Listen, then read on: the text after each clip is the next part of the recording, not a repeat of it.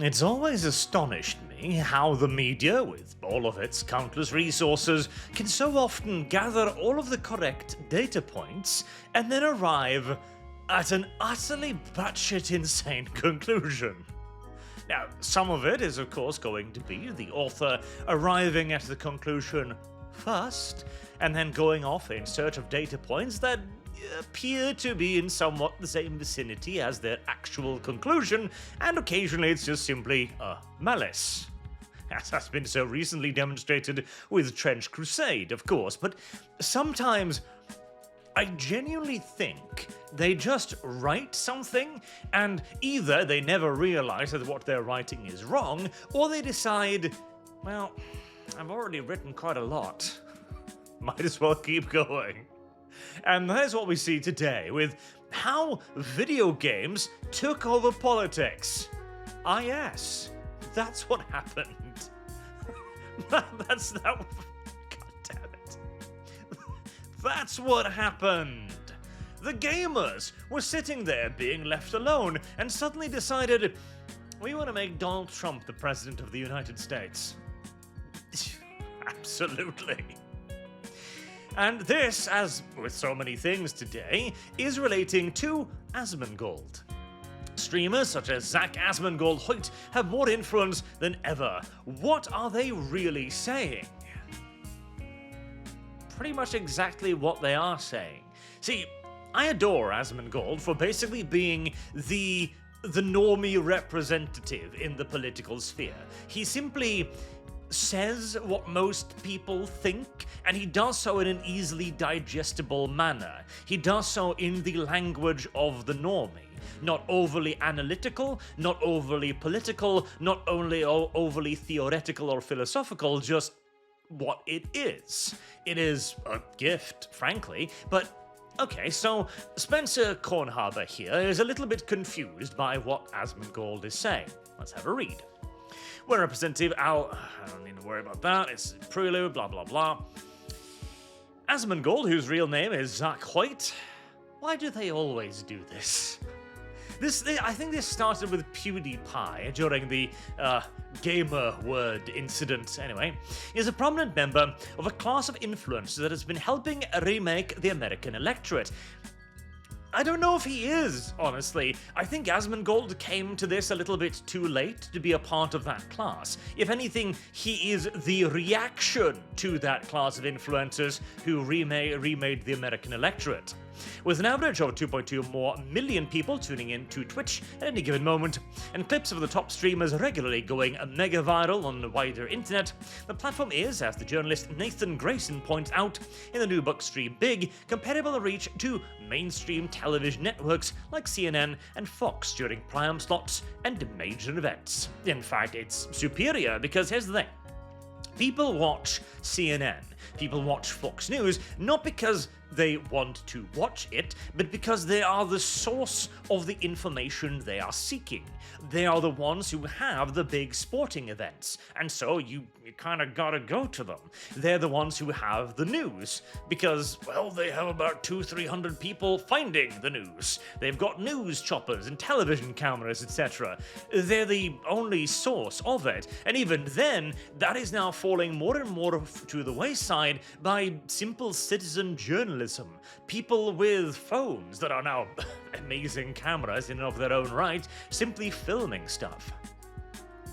And the only reason why people still go to these networks by and large is because habit. And that's without counting other streaming venues such as Kick and YouTube. During last year's campaign, the Trump camp courted the streamer Aiden Ross in order to reach a young, largely male constituency that ended up helping decide the election. Absolutely, because nobody is speaking to them. We've got the same problem here in Norway where young men do not have a representative. They don't have anyone to turn to. Nobody knows what it is to be like to be them. Again, I did a video on this a while ago that so perfectly exemplifies this problem where three feminists, well, not three feminists, three women more correctly, were sitting in a room debating whether or not feminism should deal with men's issues. It's a bit like asking the three wolves what we're going to have for dinner, but details. Trump's second administration has made it even clearer how the culture of gaming, a pastime enjoyed weekly by 61% of adults age 36 on average, is bleeding into American politics. This is, of course, not what happened. What happened was, in fact, the exact opposite. We were sitting here enjoying our video games and having not the faintest clue what was going on. Not a hint of it.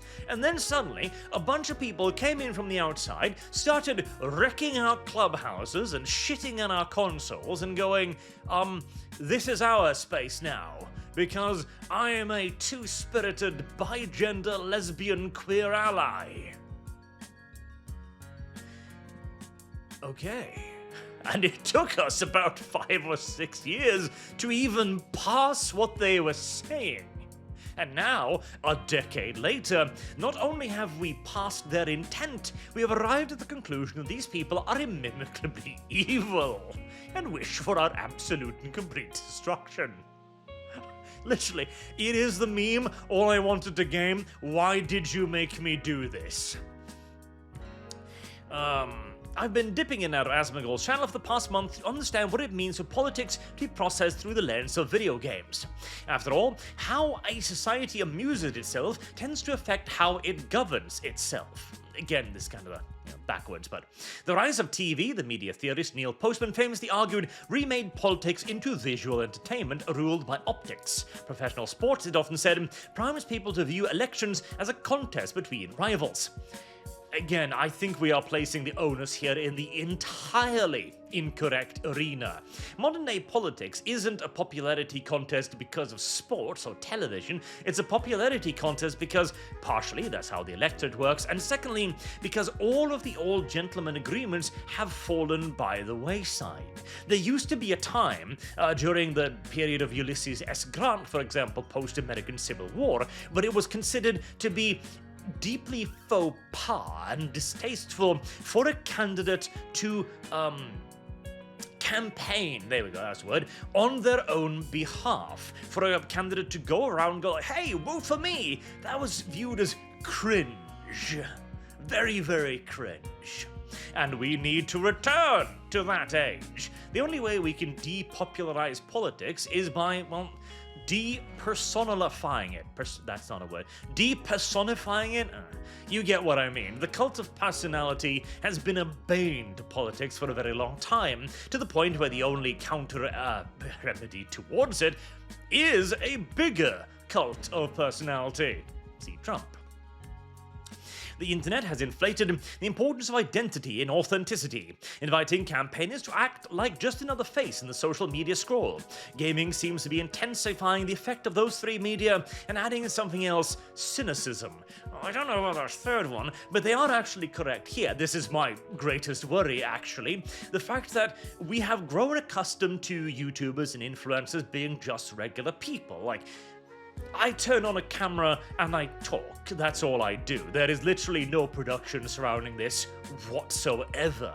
It is just me speaking my opinion on a matter.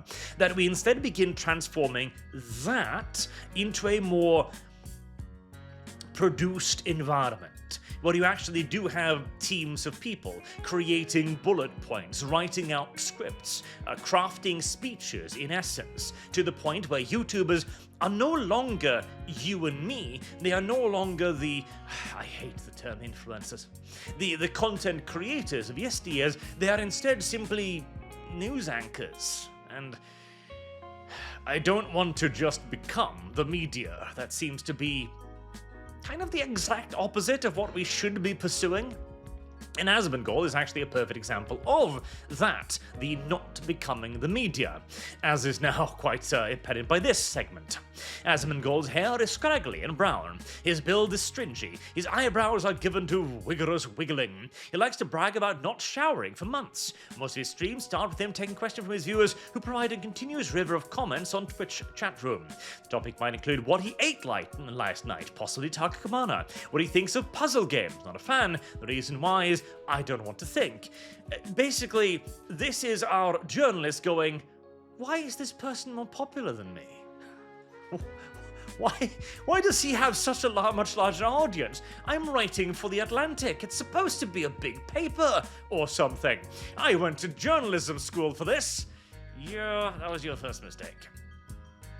Before I started tuning into Twitch, keeping it on the background while sending emails or cleaning the house, I wondered whether its practitioners were just updated version of old media archetypes, such as the talk radio host, football commentators, and news anchors. We are moving in that direction, but luckily not all. But Asmongold is less energetic and polished than those kinds of professionals. The feeling one gets is not of watching him, but of watching with him. That, too, is one of the key things that we seem to be losing out on. I sometimes felt a pang of nostalgia for middle school hangouts with friends. A specific form of communication arises from a group of guys staring at the same screen. You murmur nonsense back and forth in a knowingly Neanderthal manner. It's bracketed in irony, based less in thinking than reacting. He's playing the role of a buddy on the couch. Again, this is like just two massive paragraphs of the creator going, why do people like this guy? Well, it's kind of this, but not as, malicious, as you put it. Not as performative. I don't think Asmongold is putting on the role of buddy on the couch. I think that's simply just how it comes across when you speak to people like a regular person. Because, for all of Asmongold's faults, he does genuinely appear to be just a regular person. And see, this is an interesting thing as well. Many argue that money changes people, and Asmongold is rich as fuck. To a hilarious degree, and in many cases, this is true. Look at, for example, Hassan Piker and his $1 million house, how he still continues to cling to socialist policies as a luxury belief, rather than something that he would ever actually defend in real life. For him, it has become a grift. Perhaps he once believed these things, but he no longer does. Not truly, not if his position was ever actually put to the test. Same for a recent debacle, what's her name again? Ethot. Amaranth, possibly. I confuse them all the time, but Ethot going, we should eat the rich, we hate the rich, says the multi-millionaire, living in a multi-million-dollar mansion in one of the most expensive regions in the world. Yet again, these people have been changed by their wealth into somebody significantly less honest than they once were. But in Norway as well, we have this thing where people who are really rich are just people.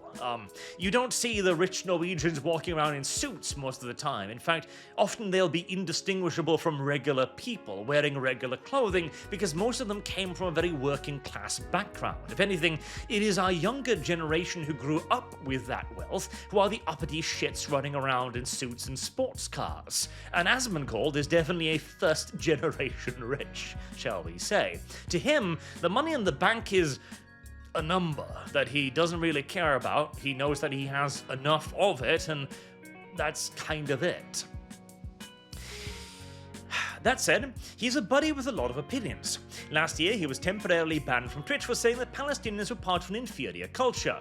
Correct. No lie detected. No, actually, I am still annoyed by the fact that he kind of backed down on that.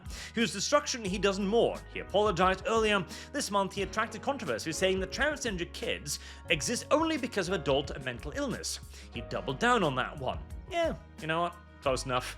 Not all, I mind you, but 2/3 probably at least. But his style is far from the stridency of provocateurs such as Candace Owens and Newsmax's Trump apologists. Instead, he is detached or wryly amused.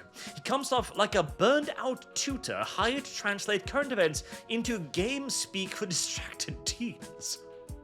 Again, we mentioned malding at the beginning of the article, and my god, this article really is the definition of malding. Indeed, Asmongold's foray into political commentary often seems to have been undertaken half-heartedly. The gaming world's rightward drift can be traced back to the Gamergate controversy of 8 decades ago, when a vocal slice of gamers organised an angry backlash to a game designer and journalist who had been trying to make the art form more diverse and inclusive. Ah, yes. That's what we call it when somebody sells sex for preferential treatment and reviews. Diversity and inclusion. You know what? Checks out. genuinely does. No lie detected there, Atlantic, none whatsoever. All he wanted to do was play video games, Asmongold said in a recent stream, and then they had to put girls in video games, and so now we had to elect Donald Trump to stop that. He's speaking in a sarcastic deadpan, because he's being sarcastic. But he was suggesting a truth about the particular brand of conservatism that has taken hold of numerous men lately. In many cases, it is driven not by a committed belief system, but by a tribal vendetta against, to us, one of his favorite terms, the retards of the identity-focused left. Yeah, absolutely. You stepped in a hornet's nest, you caused all of this, and now we are coming for you. You can call it a vendetta if you will, and to a certain extent, it actually is. I very much so feel as if there are many things I would like to see actively revenged against people, no doubt about it, but this is also a far wider problem, of course. The reason why Donald Trump was elected wasn't because of gamers wanting him. It was because we realized what was happening and started making arguments. That's what happened, and our arguments simply just happened to be better.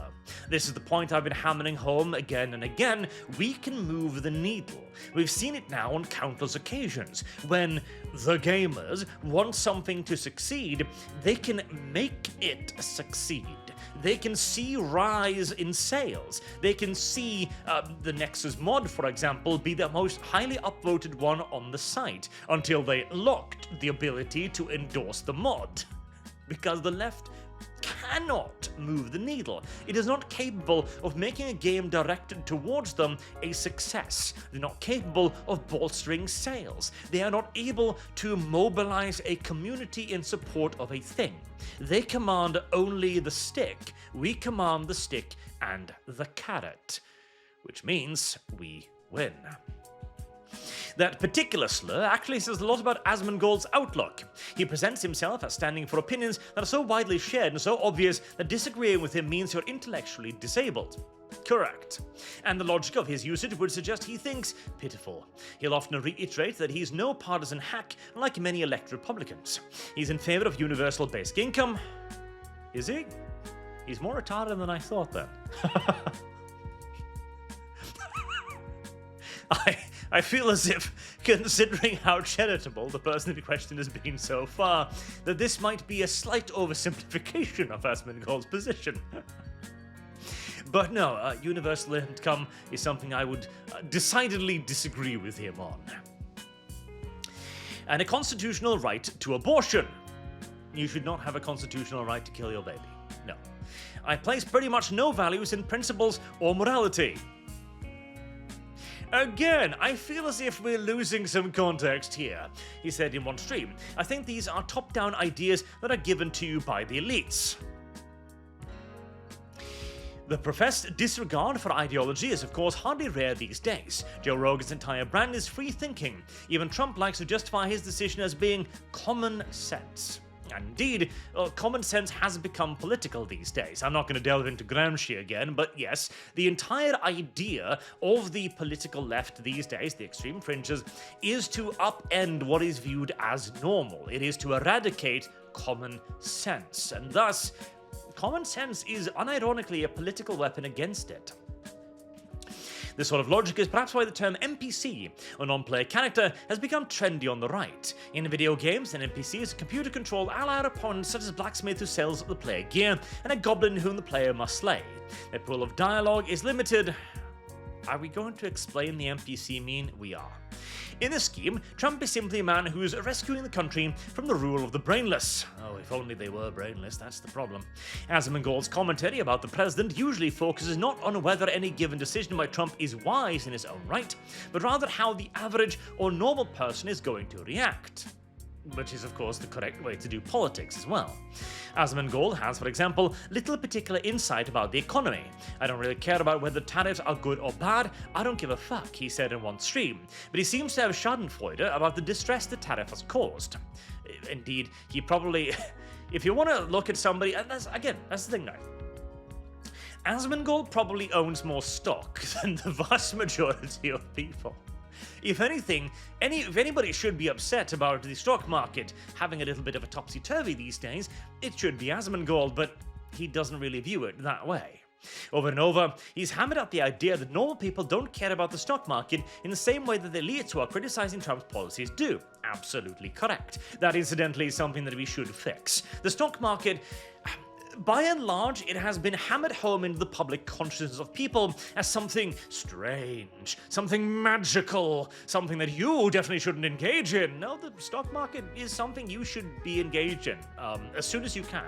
Like, ideally, you should start saving in funds from the age of 18, in essence, because, what they haven't really told you is that the stock market overall, as in the funds for the top funds out there, they basically haven't had a proper loss for decades now.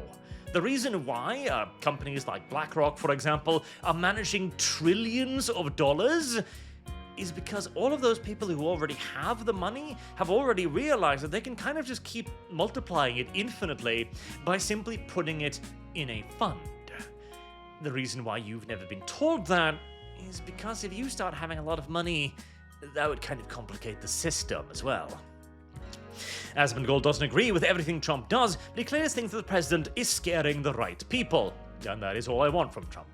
Sometimes I start to wonder what I was doing spending time listening to Asmongold at all. Then I'd notice that 60,000 people are watching live, or I'd go to his YouTube page and see that the viewership for any given clip from his streams ranged from the hundreds of thousands to the millions. He may sound like just some guy on the couch, but now he, and many of the guys on the couch, have captured a slice of the voting public, and have ties to political figures of influence. Not all gaming streamers are alike. Piker, who's been hyped as the potential Joe Rogan of the left, by whom? I don't know about that. In news coverage since the election, delivers heady Marxist theory and wonkish research on geopolitics in a tone of frat boy exuberance. Idiocy. But Asmongold is the more popular figure, and he's one member of the larger right-leaning ecosystem. Often while watching Asmongold, I thought about our video game concept of the meta, and refers to shared knowledge among the dedicated. I want to explain meta now. Oh god. Gamers play games for all sorts of reasons, to play roles, to challenge themselves, to kill time with friends. But digging into meta means looking beneath a fantastical veneer, story graphics, so on, to exploit the rules. To see the world in this way means discounting the ideas that ostensibly govern our society, ethics, beliefs, norms, and instead processing life as a struggle for dominance. This is goddamn rich as well. Again, I reiterate, how can somebody have basically all the data laid out in front of them and come to these conclusions? Asmongold is engaging in a struggle for dominance. This man who's like, I don't really know about this shit, but I've got opinions on it. He's chasing the meta. Good God.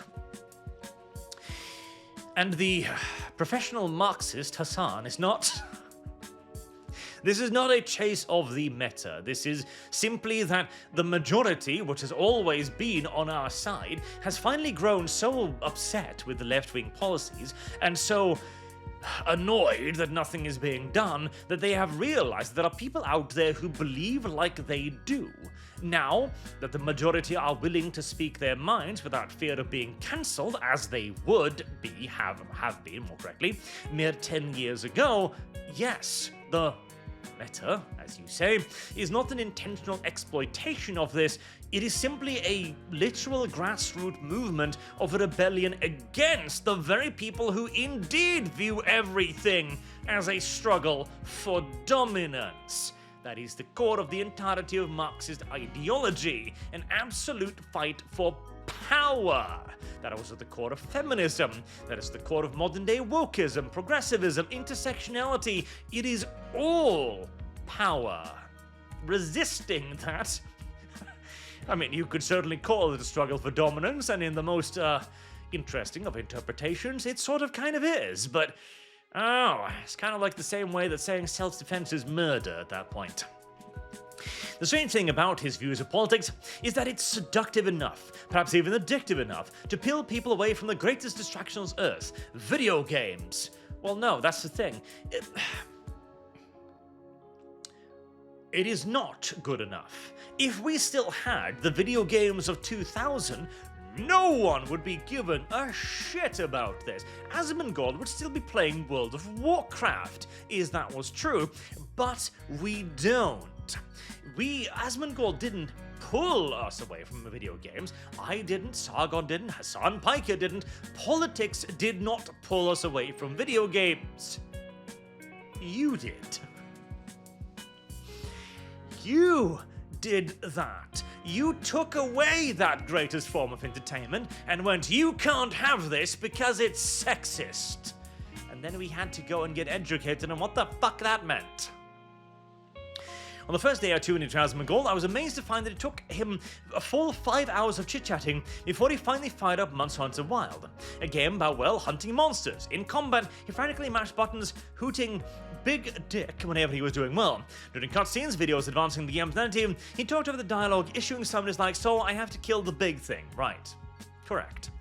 I recognize his hypothesized single-minded mentality from my own gaming experience. After a certain amount of playtime, what's on screen stops looking like a coherent world and starts looking like inputs and outputs, challenge and reward, and when you look up, reality feels like the screen. No, you are insane. In fact, again, that too is exactly the Marxist mindset of viewing everything as a struggle for dominance, as you see. This entire article is painted from that perspective, that everyone is as cynical as the author. Instead, the very reason why this all became a cultural movement was because you took away the video games. It is actually that simple.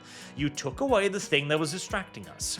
You know, the entire idea, the entire Weffian principle of a placid, placated, happy and fat public was there. Indeed, in many Western countries, you still have that. In Norway, for example, we are still fat and happy. We are willing to be ruled in damn near any way whatsoever because we are fat and happy.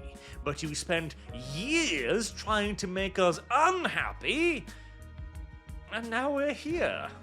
We're all unhappy. Good job. And the only way we see to allow ourselves to be happy again is going to be to take away your happiness first. Call it vengeful if you will, call it vindictive. Personally, I just like to refer to it as justice at this point. Until next time, I've been Arch. Thank you very much for watching, and I do hope to see you all again soon. Till then, have a good day.